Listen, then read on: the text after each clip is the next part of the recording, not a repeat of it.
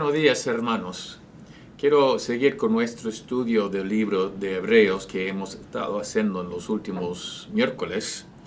Hoy tocamos la cuarta lección y hoy día vamos a comenzar con un momento de oración. Padre amado, te damos gracias por el momento que tú nos das, por el privilegio de poseer una copia de tus Sagradas Escrituras. Señor, queremos aprender y también aplicar las verdades preciosas. Queremos indagar una vez más en lo bueno y grande que tu Hijo Cristo nos ha dado y lo que ha hecho por nosotros. Y esperamos, Señor, hoy día que este mensaje puede servir como algo para exhortar y animar a los hermanos. Estamos pidiendo, Señor, que tú cuides nuestro país, nuestra iglesia, nuestras familias y hogares, y pronto estemos juntamente nuevamente en el culto en persona. Gracias, Padre, en nombre de Jesús. Amén. Muchas veces nosotros recibimos algo muy especial y de repente es por algo que hemos invertido o una acción que hemos hecho en nuestra vida. Me acuerdo una vez yo recibí un cheque por $15,000 sin esperarlo. Entonces, obviamente yo quería averiguar por qué estaba recibiendo la plata y al final me di cuenta y que me había informado, mejor dicho, que yo tenía un plan de seguro donde estaba pagando un poquito más que el plan cada mes y después de varios años se había acumulado y ahora estaba recibiendo. Así que en este caso yo recibí algo muy especial, muy bueno, como producto de cosas que yo había cometido o cosas que yo había hecho. Y en ese caso, algo merecido. Pero me acuerdo en otras ocasiones recibiendo cosas que no lo merecí por nada. Estaba en un vuelo internacional y estaba abordando el avión con mis pasajes lo más barato, que siempre yo quiero comprar los más baratos. Y resulta que me tocaba sentar en una silla atrás del avión, muy apretada, sin suficiente espacio para mis piernas, cuando de repente una de las azafatas allá me pidió que yo pasara siguiendo a ella y me puso allá en primera clase. En este vuelo no había nadie en la primera clase, entonces ellos estaban buscando aliviar la congestión atrás en el avión y había escogido a mí, no sé por qué, pero me escogió a mí para que yo estuviese en la primera clase. Ahí estuve con servicio verdadero, me llamaba por mi nombre, tenía asiento mucho más grande, era algo espectacular. Incluso yo sentí un poco de culpa por haber recibido toda esa atención sin haber merecido nada. Y esto demuestra la idea de gracia, charis en griego.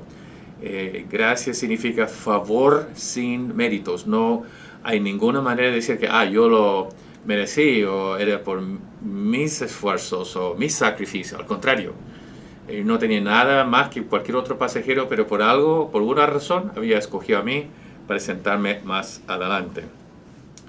En esta porción del libro de Hebreos, capítulo 2, versículos 9 a 18, vamos a ver la idea de que Cristo ha hecho 7 beneficios. De nuevo, siguiendo con la línea del libro de Hebreos, hay una comparación entre la ley de Moisés y también el nuevo pacto en Cristo Jesús. Y algunos de los cristianos están al punto de deslizar o alejarse o volver atrás. Y el autor de este libro está tratando de mostrar la superioridad de Cristo sobre la ley y también los beneficios aquí en haber escogido, haber aceptado a Jesús. Y aquí hay 7, así que voy a leer los versículos 9 hasta versículo 18. Y quiero destacar el versículo 9, algo muy importante para esto. Entonces, ya buscando Hebreos, capítulo 2. Pero vemos aquel que fue hecho un poco menor que los ángeles, a Jesús coronado de gloria, de honra, y a causa del padecimiento de la muerte, para que por la gracia de Dios gustase la muerte por todos. Ahora voy a parar aquí antes de seguir leyendo. Y la frase clave para la lección hoy día es por la gracia, favor sin méritos. Este grupo, los lectores no habían hecho nada para recibir la gracia, estos 7 beneficios, así que vuelvo a leerlo. Causa del padecimiento de la muerte, para que por la gracia de Dios gustase la muerte por todos. Porque convenía aquel por cuya causa son todas las cosas, y por quien todas las cosas subsisten, que habiendo de llevar muchos hijos a la gloria, perfeccionase por aflicciones al autor de la salvación de ellos. Porque el que santifica a los que son santificados, de uno son todos, por lo cual no se avergüenza de llamarlos hermanos, diciendo, anunciaré a mis hermanos tu nombre, en medio de la congregación te alabaré. Y otra vez, yo confiaré en él. Y de nuevo, he aquí yo y los hijos de Dios me dio. Así que por cuanto los hijos participaron de carne y sangre, él también participó de lo mismo, para destruir por medio de la muerte al que tenía el imperio de la muerte, esto es, al diablo, y librar a todo lo que por el temor de la muerte estaban durante toda la vida sujetos a servidumbre. Porque ciertamente no socorrió a los ángeles, sino que socorrió a la descendencia de Abraham, por lo cual debía ser en todo semejante a sus hermanos, para venir a ser misericordioso y fiel sumo sacerdote en lo que a Dios se refiere, para expiar los pecados del pueblo, pues en cuanto él mismo padeció siendo tentado, es poderoso para socorrer a los que son tentados. Así que en estos versículos, capítulo 2 de Hebreos, versículos 9 a 18, vemos 7 beneficios. Primeramente, versículo 9, gustó la muerte por nosotros. Versículo 10 a 13, para llevar a muchos hijos a la gloria. Y a propósito, es la única epístola que habla de cristianos como hijos de Cristo. Después, versículo 14, para destruir al diablo. Versículo 15, número 4, para liberar a los esclavizados o los que tenían miedo de muerte. Versículo 17, 16 y 17, para convertirse en un sacerdote fiel para los hombres. Número 6, para hacer expiación o propiciación por los pecados de nosotros, versículo 17. Y finalmente, versículo 18, para proporcionar ayuda o socorro a los probados o tentados. En resumen, Cristo cumplió el plan que Dios tenía para el hombre.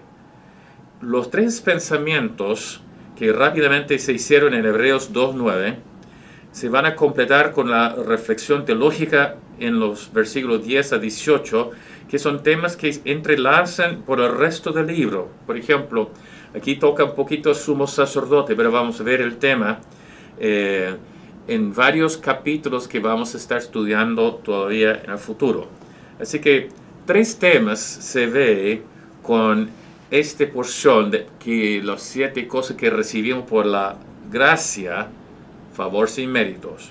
El primer tema es que Jesús, como el Hijo de Dios, vino a la tierra para compartir plenamente nuestra humanidad. Es decir, que su solidaridad, su identidad con todas las personas, nosotros los humanos. El segundo tema es que el plan de Dios, Jesús tuvo que sufrir y morir para poder salvar a la humanidad, a los creyentes o los escogidos. Y el tercer tema es que debido a su obediencia al llevar a cabo el plan redentor de Dios, a pesar de la severa tentación, Jesús ha sido exaltado a la posición honrada en la misma presencia de Dios como el sumo sacerdote, para perfeccionar a los creyentes y así también poder ayudarnos. Así que hoy día, en esta lección, vamos a examinar esos 3 temas. Número 1, vamos a ver qué es su identificación con nosotros. Vemos que Cristo se identifica con el ser humano en versículos 9, 14, 17 y 18. Léale estos versículos. Pero vemos aquel que fue hecho un poco menor que los ángeles, a Jesús, coronado de gloria y de honra. Es decir, Él tomó la humanidad para que por la gracia de Dios gustase la muerte por todos. Él murió igual como cada ser humano que va rumbo hacia la muerte. También versículo 14. Así que por cuanto los hijos participaron de carne y sangre, Él también participó de lo mismo para destruir por medio de la muerte al que tenía el imperio de la muerte, esto es, al diablo. ¿Okay? Él dice que participó con la carne y sangre. Después también en el versículo 17, por lo cual debía ser en todo semejante a sus hermanos, semejante. Y versículo 18 también, el mismo padeció siendo tentado. En cada uno de estos 4 versículos está mostrando un Cristo, Dios encarnado, el gran verbo de Dios que se hizo o fue hecho carne y habitó entre nosotros, tomando la forma de un ser humano. Así dice en el libro de Romanos capítulo 8 y versículos 2 y 3. Porque la ley del Espíritu de vida en Cristo Jesús me ha librado de la ley del pecado de la muerte. Porque lo que era imposible para la ley, por cuanto era débil por la carne, Dios, enviando a su Hijo en semejanza de carne de pecado, y al causa del pecado condenó al pecado en la carne. En otras palabras, no vino en carne pecaminosa, pero vino en la semejanza de la carne pecaminosa. Él vino semejante a nosotros, los descendientes de Adán. Ese no se entendió el mismo Juan el Bautista en Mateo capítulo 3. Vemos que Juan está bautizando y de repente llega Jesús para ser bautizado por Juan. Ahora Juan no entiende, entonces en ese relato dice, versículo 14, mas Juan se le oponía diciendo, yo necesito ser bautizado por ti, ¿y tú vienes a mí? Pero Jesús le respondió, deja ahora, porque así conviene que cumplamos toda justicia. Es decir, que Cristo tuvo que ser bautizado por Juan como todo lo demás de sus hermanos fueron bautizados por Juan. Estaba identificándose, porque el bautismo era el bautismo de arrepentimiento y Cristo nunca pecó, nunca tuvo que arrepentirse, pero en identificarse con nosotros tuvo que bautizarse por Juan en el caso que está en la semejanza de la carne pecaminosa.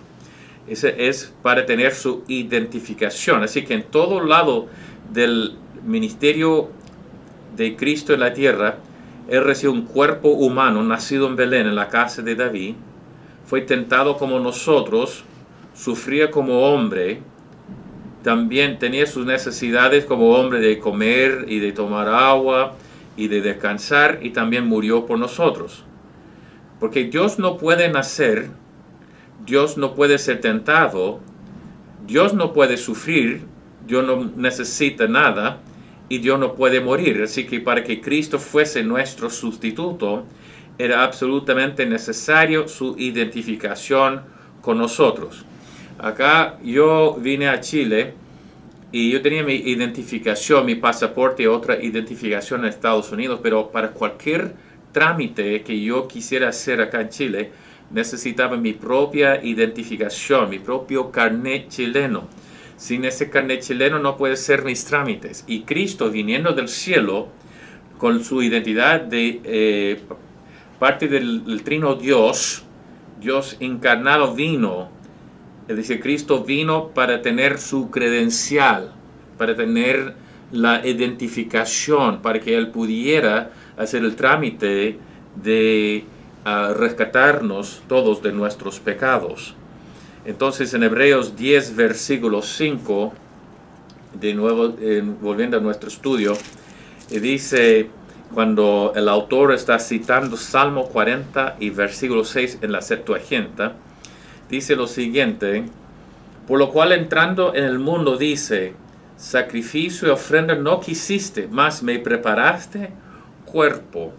Entonces, Dios trajo su Hijo Jesús, el Verbo eterno, pero le dio su identificación en el sentido que Él nació. En Juan 1:14, y el Verbo fue hecho carne y habitó entre nosotros.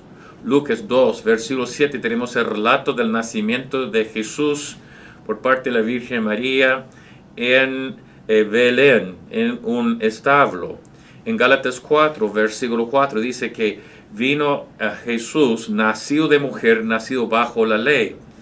En 1 de Timoteo 2, versículo 5, dice que hay un solo Dios y un solo intermediador, Jesucristo, hombre. Como Dios no puede ser el intermediador, pero como hombre, Cristo tiene un pie en la deidad, un pie en la humanidad. Después dice que en Filipenses 2, versículo 7, voluntariamente vino y hecho semejante a los hombres. Así que el primer punto, en Hebreos capítulo 2, nuestro pasaje, es Cristo y su identificación con nosotros. No puede ser ningún otro trámite hasta que Él tenga un cuerpo humano, aunque sin pecado, por haber nacido de María, la Virgen. Entonces, cuando una persona de importancia trata de identificarse con lo bajo su control, nada de tratamiento especial. Así que Cristo, siendo Dios, como dice en Filipenses nuevamente, capítulo 2, 5 a 7, dice que no tenía ninguna reputación, pero Él se hizo como un siervo, obediente hasta la muerte, hecho semejante a los hombres. Sería como un general que está guiando sus tropas y de repente toda la tropa se está comiendo la comida común y corriente, durmiendo en sacos de dormir quizás en el suelo, etc. En cambio, el general tiene el privilegio de tener mejor comida, mejor lugar para dormir y todo. Pero un general decide, no, yo me identifique con mis propios soldados, con mi tropa, y yo voy a ser igual como ellos. Quiero comer lo que ellos comen, dormir donde ellos duermen y sufrir como ellos sufren. Entonces, esto es más o menos la idea de que Cristo, siendo Dios, vino a la tierra, se identificó con sus hermanos, en ese caso los judíos o los seres humanos, sufriendo y diciendo hasta gustando la muerte por ellos. El segundo punto, su sufrimiento por nosotros para salvación. De nuevo, volviendo al versículo 9, en nuestro contexto, vemos de que por la gracia, dice, versículo 9, gustase la muerte por todos. Dice, a causa del padecimiento de la muerte, que por la gracia de Dios gustase la muerte por todos. Aquí de nuevo debemos recordar que todo es por la gracia, es decir, sin méritos. Romanos 5, Pablo toca el tema también de esta gracia y la muerte de Cristo por nosotros, en Romanos 5, versículo 6. Porque Cristo, cuando aún éramos débiles, a su tiempo murió por los impíos. Ciertamente apenas morirá alguno por un justo. Con todo pudiera ser que alguno osara morir por el bueno. Mas Dios muestra su amor para con nosotros, en que siendo aún pecadores, Cristo murió por nosotros. Pues mucho más, estando ya justificados en su sangre, por él seremos salvos de la ira. Porque si siendo enemigos fuimos reconciliados con Dios por la muerte de su Hijo, mucho más estando reconciliados seremos salvos por su vida. Y después en versículo 15, mismo capítulo, pero el don no fue como la transgresión, porque si por la transgresión de aquel, hablaba de Adán, uno murieron, los muchos, abundaron mucho más para los muchos la gracia y el don de Dios por la gracia de un hombre, Jesucristo. De nuevo, la muerte de Cristo en nuestro favor por gracia, como dice en Efesios, capítulo 2, versículos 8 y 9.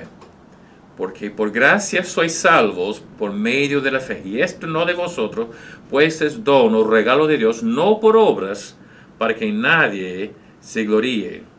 Ahora, en estos días, me está acostumbrado a ir a solas a comprar al supermercado. Antes de la cuarentena yo fui a Jumbo, pero yo me fijé que había una cosa, un privilegio por decir, de que los de la tercera edad, adultos mayores, podría entrar desde como 8 hasta las 9:30. Así que yo decidí levantarme temprano y cuando llegué a Jumbo, casi no había lugar para estacionar. La fila estaba afuera, casi una cuadra, y resulta que en vez de ponerme en la fila, yo caminé y entré. Yo vi toda la gente mirándome con una vista bien para matar, por decir, porque había mujeres, había otra persona esperando mucho tiempo, y yo así entré por una razón, porque yo soy adulto mayor, yo soy viejo, soy abuelo. Así que a través de mi debilidad por la edad, entre comillas, yo tuve el privilegio, así es la gracia. No entré porque yo era más importante o porque yo tenía otra cosa, sino por mi propia debilidad, por gracia me permitió entrar. Entonces aquí de nuevo estamos hablando de que Cristo va a sufrir y morir por nosotros, para nuestra salvación. Y dice en Hebreos capítulo 2 y versículo 10 del libro de Hebreos, nuevamente está hablando sobre que Él fue perfeccionado. Cristo fue perfeccionado. Dice 2:10.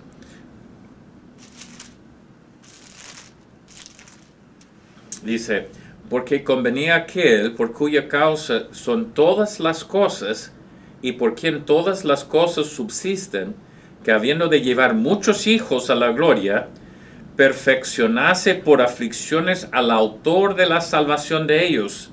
El autor de la salvación está hablando de Cristo, y perfeccionase por aflicciones. Tengo que parar por un momento porque Cristo ya es perfecto, Cristo es sin pecado y nada le va a hacer ni más perfecto que nunca. Pero aquí la palabra perfeccionar es la palabra en griego teleo, y es una palabra favorita del autor que usa como 9 veces.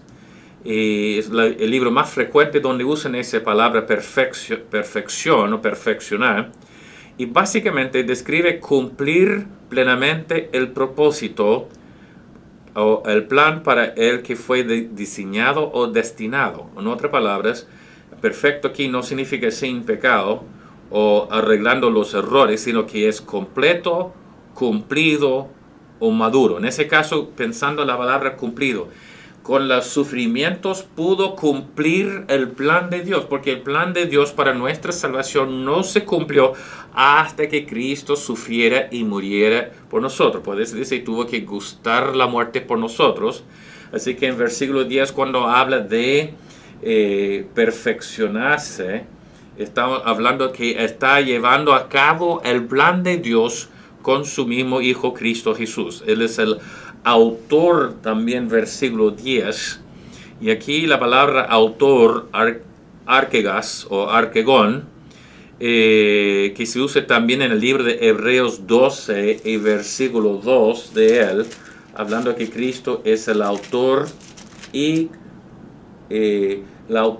consumador de la fe. Entonces, ¿qué significa autor? Ese arkegon o arkegas. Esa palabra habla de un líder, como un pionero, con un capitán de una compañía de seguidores, y habla que alguien que comienza algo para que otros puedan entrar en él o siguiendo a él.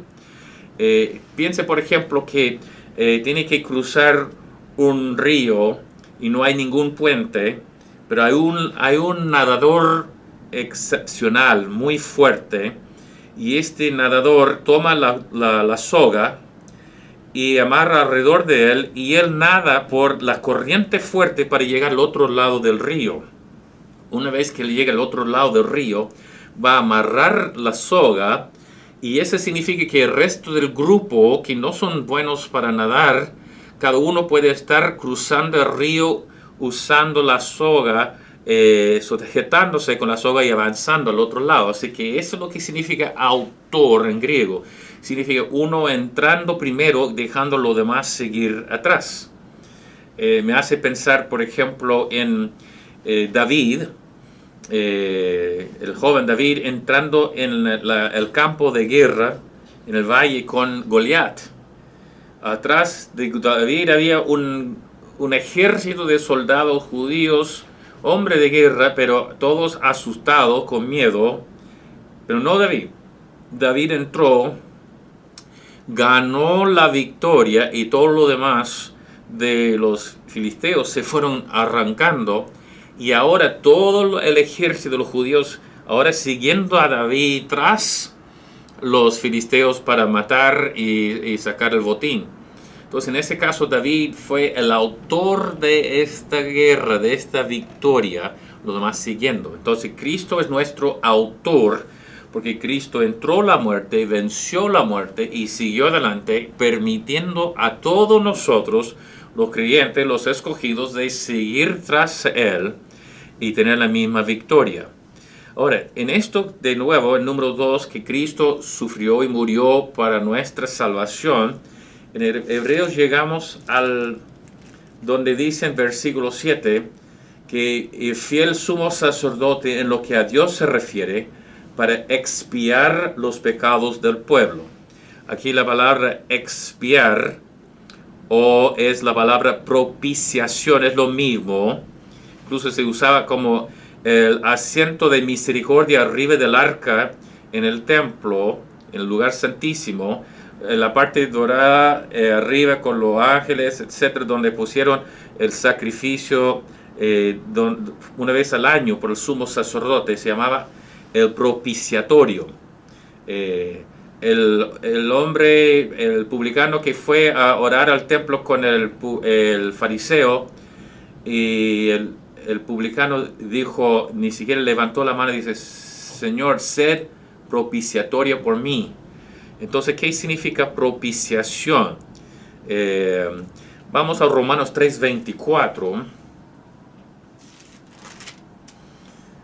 y dice, siendo justificados, la palabra justificado significa declarado legalmente sin culpa, gratuitamente, por gracia, de ahí se ve de nuevo, sin méritos, mediante la redención, es decir, fuimos comprados por el precio para rescatarnos de esclavitud de pecado, que es en Cristo Jesús, a quien Dios puso, Cristo Jesús, como Dios puso como propiciación por medio de la fe en su sangre, para manifestar su justicia a causa de haber pasado por alto, Pascua, pasar por alto, en su paciencia los pecados pasados. Entonces, esa palabra de propiciación es cuando uno está a la deuda de otro por una gran ofensa. Y siempre digo que hay 4 cosas para tener propiciación.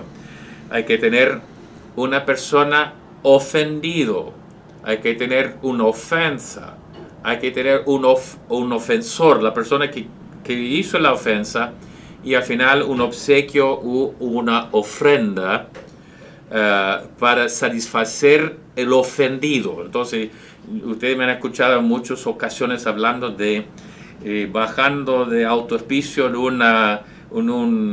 un auto chatarra, una citroneta, 3 ruedas, así, bajando y pierde los frenos, y justo llegando a la rotonda abajo, choca con un Mercedes-Benz, último modelo, el máximo en todo el lujo, y hay un rico que está manejándolo, y el problema es que hace pedazos por la velocidad que choca, y resulta que el dueño del auto Mercedes-Benz último modelo, 0 kilómetro, precioso, con todo lo lujo, está ofendido por una ofensa que es la pérdida de su auto. El ofensor sería yo, y resulta que él va a exigir justicia por hecho que no tengo, como no tengo seguros, puede ser que yo tengo que pagar no solamente una deuda enorme, capaz también estar puesto detenido, preso. De repente hay una persona mirando todo el escándalo y todo lo que está pasando, que tiene exactamente el mismo vehículo y este hombre tiene el mismo color, mismo año, todo lo mismo, todo lo lujoso y todo esto, en nombre suyo, todo pagado, y él viene para rescatarme, ofreciendo las llaves y firmando los papeles necesarios para que haya una transferencia del auto de él al hombre que está ofendido. En ese caso, el ofendido era el hombre del auto, la ofensa era el choque y la pérdida del auto, el ofensor fui yo, y aquí la ofrenda o el obsequio fue un auto nuevo dado por otra persona, por gracia, porque no lo merecía, y el hombre queda satisfecho. Había una propiciación, quedó satisfecho, no está enojado ya. Y resulta que en ese caso Dios es el ofendido, mi pecado es la ofensa, yo soy el ofensor como pecador, y Cristo ofreció su vida en la cruz, que satisfizo las exigencias de nuestro Padre ofendido por el pecado. No es que Dios solamente hace la vista gorda por su amor, sino que justicia tiene que cumplirse. Y por el hecho de que Cristo murió en la cruz, ese produjo la propiciación, apaciguando la ira de Dios, dándonos la aceptación, igual la redención, porque el precio fue pagado, la sangre de Cristo, también la justificación, declarado en Cristo sin culpa alguna.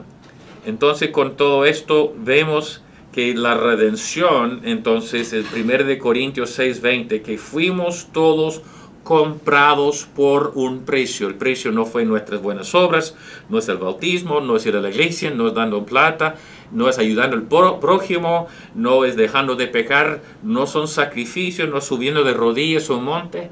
No, el precio es la sangre preciosa de Cristo desde la cruz. Y eso nos lleva al tercer punto. Ya hemos visto, número 1, su identificación con nosotros. 2, su sufrimiento por nosotros para salvación. Y ahora, número 3, su servicio para nosotros. Hasta el momento hemos visto que los primeros dos, su identificación y su sufrimiento, son cosas que Cristo ya ha hecho en el pasado por nosotros, que nos rescató y también tiene beneficios futuros, como dice, llevar muchos hijos a la gloria. Como dice en Romanos 8, versículo 30, que no solamente Dios es glorificado, pero dice que somos justificados, santificados, y habla de una glorificación, es decir, que vamos a recibir en la gloria una posición mucho más alta que tenemos acá sobre los ángeles, como hemos visto, y todo eso es futuro.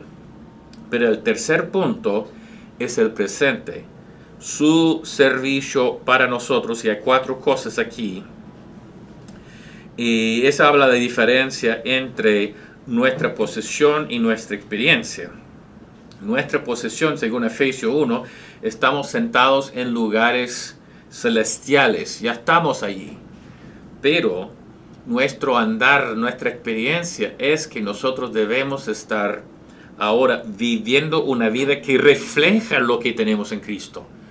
Me sorprende y me da pena ver tanto de nosotros, yo incluido, que muchas veces no vivimos como reflejando todo que Cristo nos ha dado en el pasado y el presente, y seguimos viviendo a veces en vidas derrotadas y no reflejando esa victoria. Entonces, con esto vemos primeramente que por su muerte venció al diablo. Entonces, volviendo aquí a Hebreos, y dice: como ellos participaron de carne y sangre, él también participó de lo mismo para destruir por medio de la muerte al que tenía el imperio de la muerte, esto es, al diablo. Entonces aquí nosotros vemos que el autor está conocido también en la cultura griega, y en la cultura griega, en sus escrituras, había Eurípides, Alcestis, que la historia famoso de mitología de Hércules en su lucha con la muerte. Entonces Hércules entró y venció la muerte, y ahora el autor posiblemente está usando esta misma ilustración, que es mitología, falso obviamente, y resulta que está presentando no a Cristo Jesús en el lenguaje de los helenistas o los griegos. Podría comprender que Cristo entró la muerte y venció la muerte, venció el que tenía imperio de la muerte, que es el diablo. A mí me gusta volver nuevamente a la historia de David y Goliat. Y cuando David entró contra Goliat, Goliat entró con su jabalina, con su espada, con su armadura. Era mucho más alto en esa lucha. Y de repente David, con nada más una onda, digamos, entrando con algunas piedras, resulta que al tirar la onda David, eso solamente como le dejó como medio en shock, digamos, al gigante, cayó al suelo.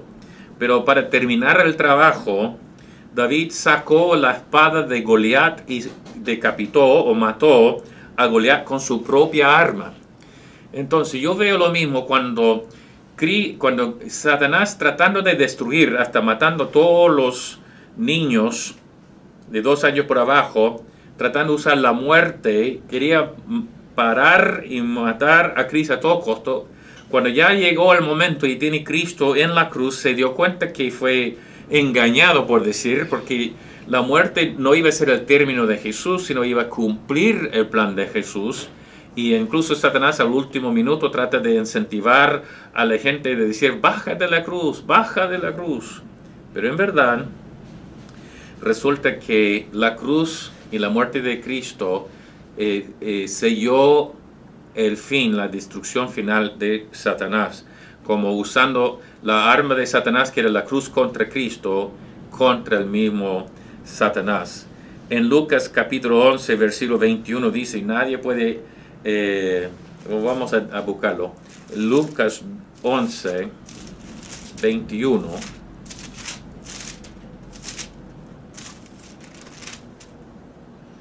Cuando el hombre fuerte armado guarda su palacio, en paz está lo que posee. Pero cuando viene otro más fuerte que él y le vence, le quita todas sus armas en que confiaba y reparte el botín.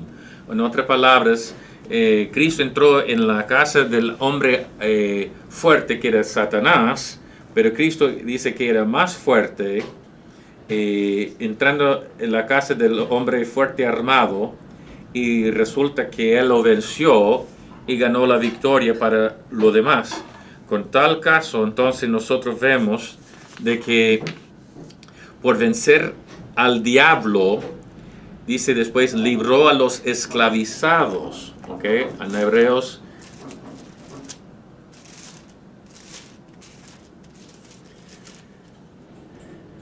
dice, versículo 15, y librar a todo lo que por el temor de la muerte estaban durante toda la vida sujetos a servidumbre. Entonces, por haber vencido al diablo, también libró a los esclavizados por miedo a la muerte. El miedo a la muerte esclaviza a los incrédulos, ya que este miedo los lleva a comportarse de manera que agradan a Satanás. Una persona que está con miedo de muerte se porta egoísticamente, viviendo solamente para el presente. Vemos a Pedro por un tiempo escondido, llorando. Los otros discípulos también en las sombras. Vemos a hombres que han huido de la batalla por temor de la muerte. Así que aceptamos que gente que tiene miedo a la muerte son en un sentido esclavos o siervos. Pero un creyente no necesita tener el mismo miedo. Es decir, que Pablo en Filipenses 1:21 dice, para mí el vivir es Cristo y morir es ganancia. También en 2 Timoteo capítulo 4, versículo 5, cuando Pablo está dirigiéndose a Timoteo de cumplir su ministerio, porque en poco tiempo tiene que ser sacrificado, el tiempo de su partida estaba cerca, y en poco plazo él iba a ser decapitado por su fe también. Resulta que él, con confianza y con valentía y sin miedo avanzó al fin Pablo. Igual a Esteban en Hechos 7, cuando él está predicando a todos los ancianos, los fariseos que estaban presentes, incluyendo a Saulo, y él al final está retando a ellos, entonces ellos van a ejecutarlo con el sistema de los judíos que era apedrear. Y aún en todo esto, él no se arrancó por miedo, incluso él se encomendó hacia Dios, ni siquiera estaba pidiendo venganza contra ellos. En 1 de Corintios capítulo 15 vemos esto para hablar a nosotros los cristianos que no debemos tener miedo porque Cristo venció la muerte y resucitó. 1 Corintios 15, 26 dice: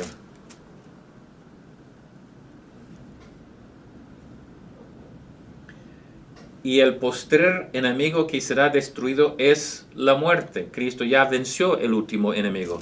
Y después dice, porque es necesario, es parte del plan, vamos en toda dirección. Y el tiempo de nuestra muerte está ya establecido, según el libro de Job. Dice, porque es necesario que esto corruptible se vista de incorrupción y esto mortal se vista de inmortalidad. Y cuando esto corruptible se haya vestido de incorrupción y esto mortal se haya vestido de inmortalidad, entonces se cumplirá la palabra que está escrita, sorbida es la muerte en victoria. ¿Dónde está muerte tu aguijón? ¿Dónde, oh sepulcro, tu victoria? Ya que el aguijón de la muerte es el pecado y el poder del pecado la ley. Más, gracias sean dadas a Dios que nos da la victoria por medio de nuestro Señor Jesucristo. Todo el capítulo 15 sobre la resurrección de Cristo, victoria sobre la muerte. Así que, hermanos míos, amados, estar firmes y constantes, no temerosos, miedosos, cobardes. Dice, firmes y constantes, creciendo en la obra del Señor, siempre sabiendo que en vuestro trabajo del Señor no es en vano. Ahora, hermanos, yo veo una sociedad actualmente paralizada en histeria por el virus.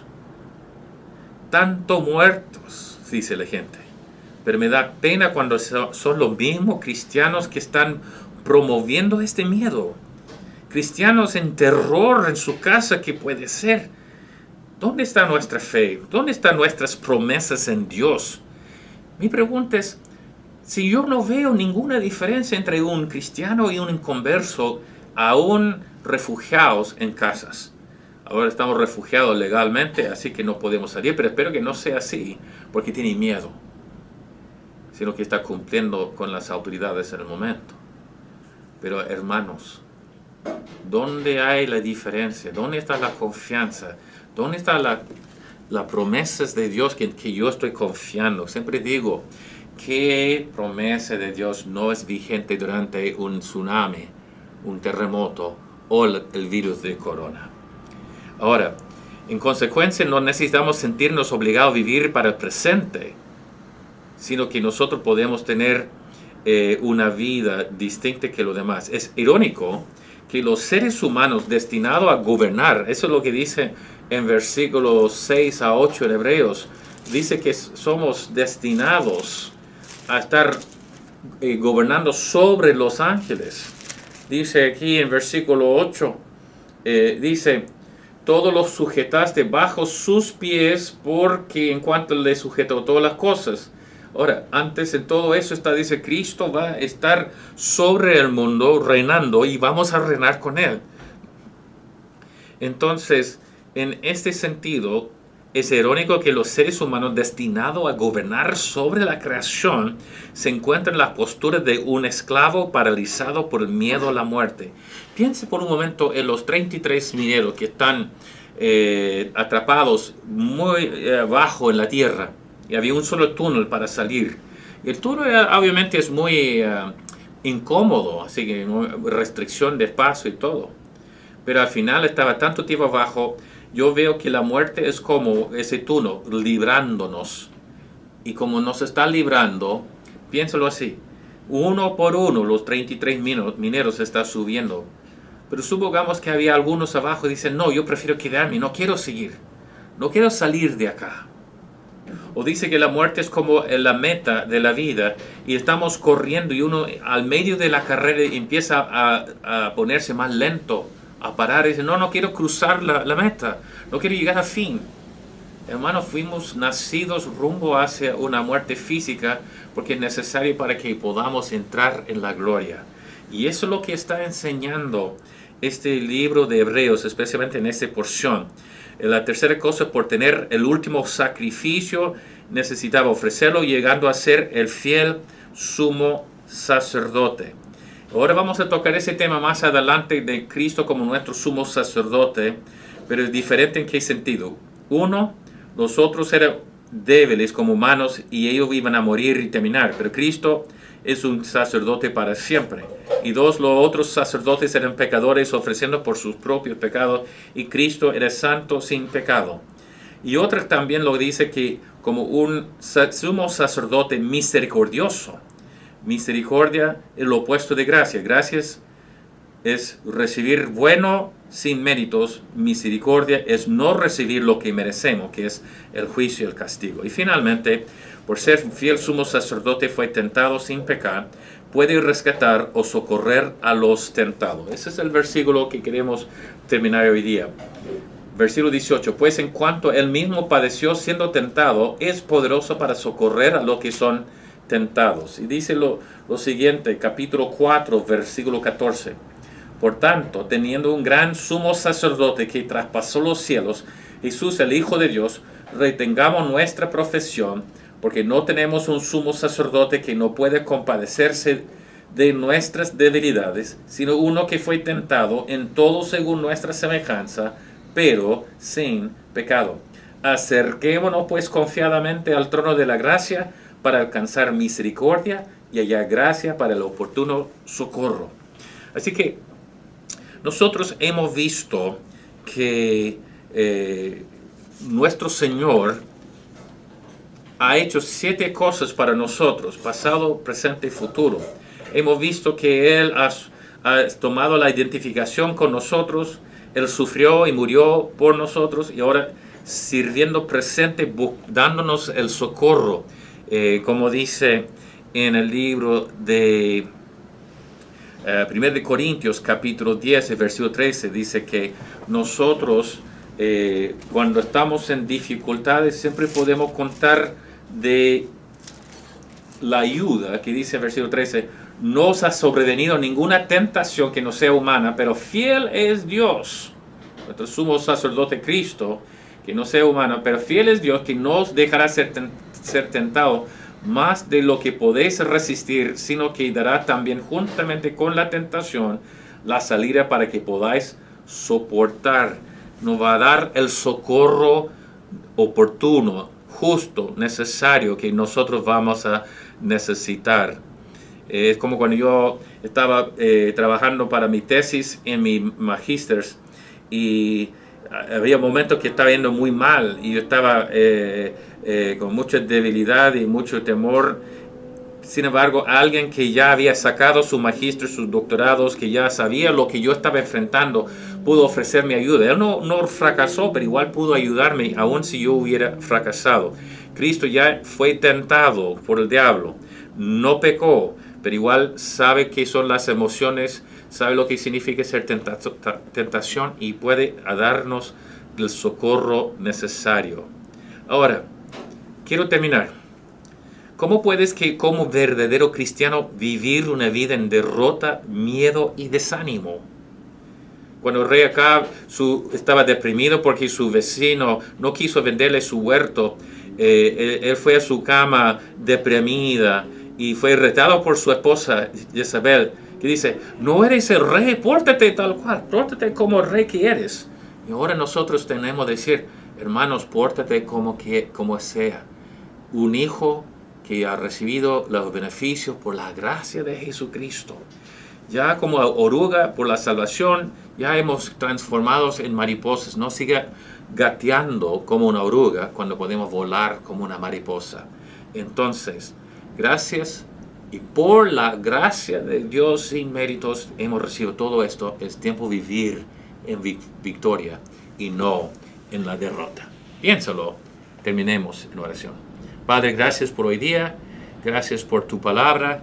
Anímanos durante ese tiempo de cuarentena, anímanos, Señor, durante ese tiempo de crisis, anímanos, Señor, mientras que la iglesia está por línea en vez de estando en cultos, y que nosotros podamos mantener la vista en nuestro sumo sacerdote Cristo Jesús, quien gustó la muerte por todos nosotros, nos expió nuestros pecados, nos dio la salvación eterna y ahora está trabajando para darnos el socorro necesario. Que vivamos victoriosos en Cristo. En el nombre de Jesús. Amén.